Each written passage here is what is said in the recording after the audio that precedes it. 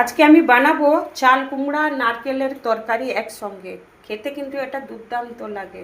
তো প্রথমেই আমি কেটে নেব, তারপরে নারকেলটা কুড়ে রান্নাটা করব। আমি চাল কুমড়াটা কেটেও নিয়েছি, নারকেলটা কুড়ে নিয়েছি। এবার আমি তরকারিটা রান্না করছি। 5 ফোড়ন দিচ্ছি, পেঁয়াজের বাটা দিলাম,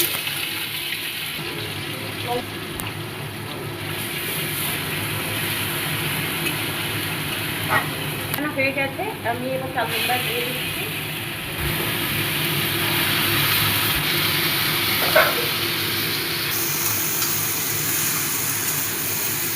পরিমাণ বুঝে নুন দিয়ে দিচ্ছি, ঢাকনা দিয়ে দিচ্ছি। ভালো করে কষানোর পর আমি নারকেলটা দেবো।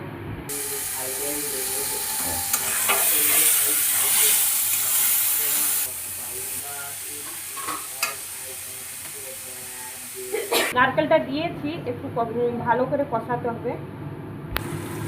হয়ে গেছে আমার চাল কুমড়ার তরকারি। এবার আমি ঢেলে নিচ্ছি।